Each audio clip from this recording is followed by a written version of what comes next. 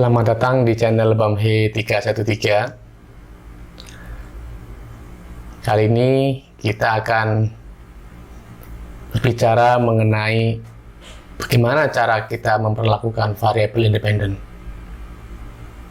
Seringkali para sobat B itu mengalami mungkin kesulitan atau mungkin juga mereka tidak paham bagaimana cara memperlakukan variabel independen dalam sebuah hubungan multivariat.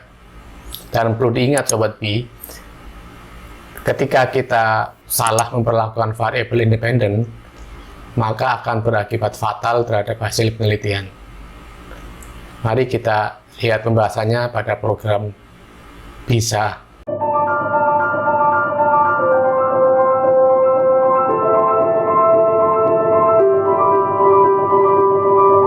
Sekarang kita mulai pembahasannya. Misalkan Sobat B itu punya sebuah persamaan yaitu Y sama dengan A1X1 plus A2X2 dan seterusnya sama dengan AN XN ya. Nah, ini adalah sebuah hubungan multivariat dan hubungannya adalah linear ya. Nah, di antara Sobat B mungkin ada yang berpikiran kita sebaiknya memasukkan variabel independen X maksudnya itu yang banyak atau sedikit seperti itu. Jadi ada orang yang berpikiran bahwa saya akan memasukkan variabel independen sebanyak-banyaknya. Ini tidak salah juga, ya kan? Ya, seperti pada video saya sebelumnya bahwa semakin banyak variabel independen yang dimasukkan dalam model, itu akan mengurangi potensi pengaruh variasi dari luar variabel independen. Tapi hal itu juga tidak sepenuhnya menjamin, ya. Terkadang variabel sedikit pun itu bisa memberikan efek terhadap variabel dependen yang besar. Jadi pemilihan variabel itu sangat penting sekali, ya. Nah, di sini Sobat B ketika memilih variabel independen itu harus dimulai dari spesifikasi dari variabel independen itu sendiri. Nah, di sini apakah Sobat B akan menggunakan variabel independen yang tunggal, ya, atau yang gabungan atau komposit. Nah, tentu di sini Sobat B harus hati-hati bahwa variabel tunggal, misalkan variabel usia, ya kan, dia murni hanya berisi usia saja, atau variabel misalkan pendidikan atau mungkin pendapatan, ya kan, itu adalah variabel tunggal. Nah, keuntungan Sobat B ketika menggunakan variabel tunggal, ketika nanti melakukan interpretasi itu sangatlah mudah dan bisa dipahami dibandingkan dengan komposit atau gabungan. Nah, kalau gabungan misalkan ada sebuah variabel yang merupakan gabungan antara usia misalkan dengan berat badan, digabung jadi sebuah variabel baru misalkan. Nah, itu kan Sobat B ketika melakukan interpretasi harus harus hati-hati karena variabel itu merupakan gabungan dua variabel seperti itu. Dan Sobat B ketika menggabungkan dua variabel itu juga ada penyebabnya. Misalkan tadi dalam sebuah persamaan ada antara X itu berkorelasi, misalkan X1 dengan X2. Nah, X1 dengan X2 karena dia mempunyai korelasi yang kuat, ya kan, maka sebaiknya Sobat B itu menggabungkan menggabungkan dua X itu atau menghilangkan salah satunya. Terkadang seperti itu.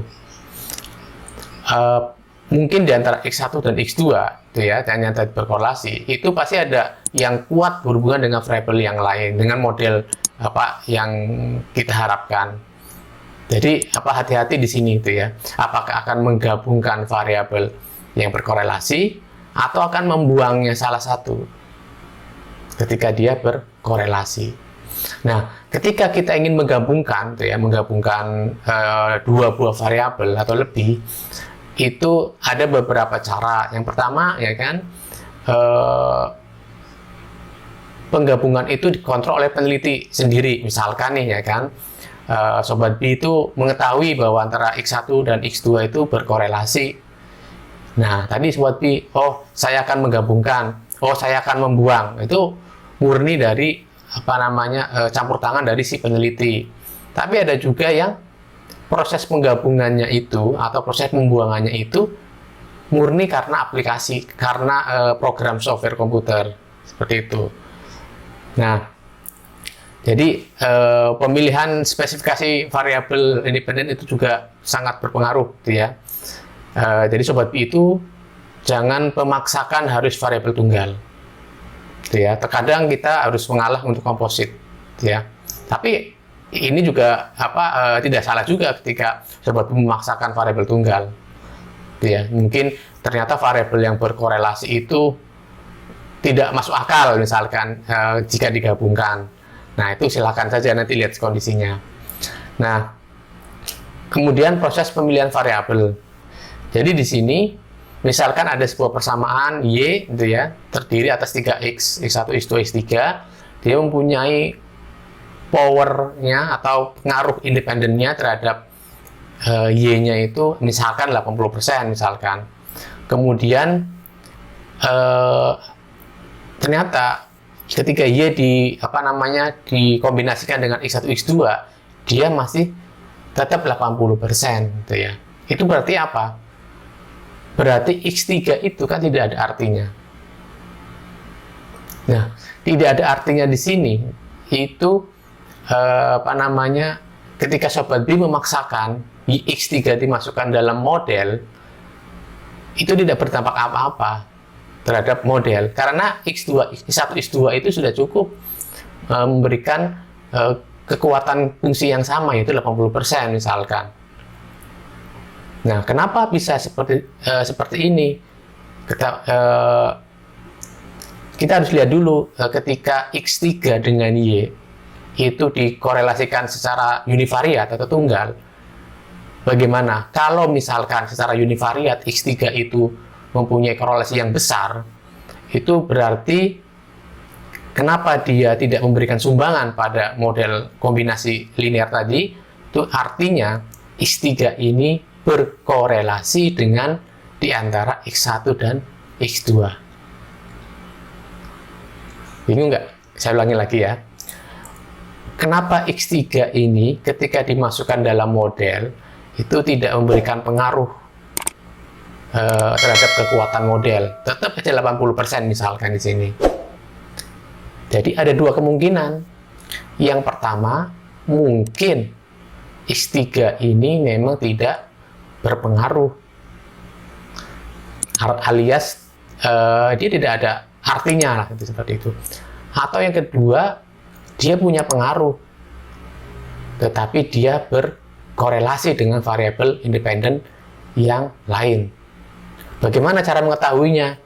Caranya, X3 kalian korelasikan dengan Y secara univariat. Dari X ke Y dulu.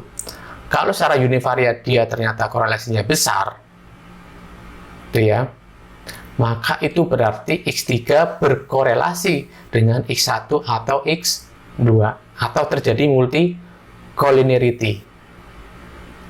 Nah, kalau X1 dengan Y sendiri itu tidak berkorelasi, ya berarti dia memang tidak memberikan pengaruh apa-apa. Seperti itu. Jadi, biasanya model pemilihan seperti ini ketika kalian melakukan pemilihan variabel independen secara bertahap, gitu ya. Kan kita tahu bahwa pemilihan variabel independen ada dua cara. Yang pertama simultan. Jadi semua X dimasukkan dalam model. Kemudian nanti peneliti akan mengeluarkan sendiri mana variabel-variabel yang tidak berpengaruh. Seperti itu. Nah, langkah seperti ini itu peneliti harus hati-hati. Kenapa harus hati-hati? Karena kemungkinan besar adanya multi-collinearitas ya, antara variabel independen itu sendiri. Tapi, ya kan, jika pemilihannya secara stepwise atau secara bertahap, gitu ya. Maka kemungkinan multi-colority jadi sangat rendah. Kenapa? Ya tadi saya sampaikan. Jadi kalau yang pertama X yang mempunyai korelasi tertinggi dimasukkan dalam model. Kemudian setelah dimasukkan dalam model, yang masukkan X yang kedua, ya. Kemudian masukkan X yang ketiga, dan seterusnya. Misalkan nih antara X3 tadi ini berkorelasi dengan X1 atau X2, maka ketika dia dimasukkan ke dalam model, maka tidak memberikan dampak. Nah, itu berarti X3 ini tidak akan dimasukkan dalam model ketika kita memilih cara stepwise. Seperti itu. Jadi, ya silakan sobat B mau menggunakan metode yang mana dalam pemilihan variabel independen.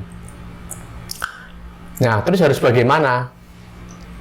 Ya, ketika kita memperlakukan variabel independen. Yang pertama,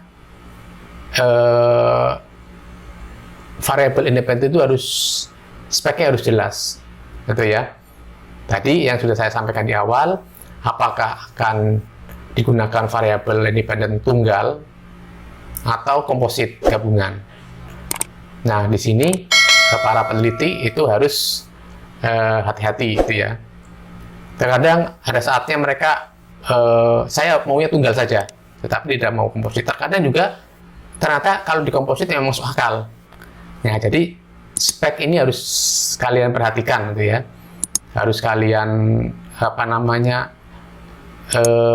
benar-benar jadi catatan, gitu ya. Tidak boleh memaksakan harus ini, harus itu dan sebagainya. Kemudian model terbaik. Jadi ketika misalkan dalam sebuah penelitian dia akan ada 5x misalkan, X1, X2, X3, X4, X5, peneliti tidak boleh memaksakan harus 5x. Mungkin hanya X1, X2 saja memang yang terbaik, ya kan? Seperti itu. Mungkin juga X1, X2, X3, X4. Jadi ini dalam penelitian adalah carilah model yang terbaik, gitu ya. Kemudian yang ketiga adalah peneliti sebagai pengendali. Jadi yang tadi saya sampaikan, gitu ya. Jangan pasrah sepenuhnya pada program komputer, tapi di sini walaupun misalkan dalam sebuah program komputer mengatakan tidak signifikan variabel independennya, ya kan? Tapi di sini si peneliti punya justifikasi kenapa itu harus dimasukkan dalam model. Jadi seperti itu aja sobat B, itu ya. Bagaimana cara kita memperlakukan variabel independen sehingga sobat B dalam melakukan penelitian itu tidak sia-sia, gitu ya. Karena hanya kesalahan pemilihan variabel independen membuat semuanya itu harus ulang, gitu ya, modelnya, ya kan, dan sebagainya. Intinya di sini sobat B sebagai peneliti itu sangat besar peranannya dalam pemilihan variabel independen. Itu saja penjelasan dari saya. Jika ada pertanyaan atau komentar, silakan tulis di kolom komentar. Sampai jumpa di video yang akan datang. See you.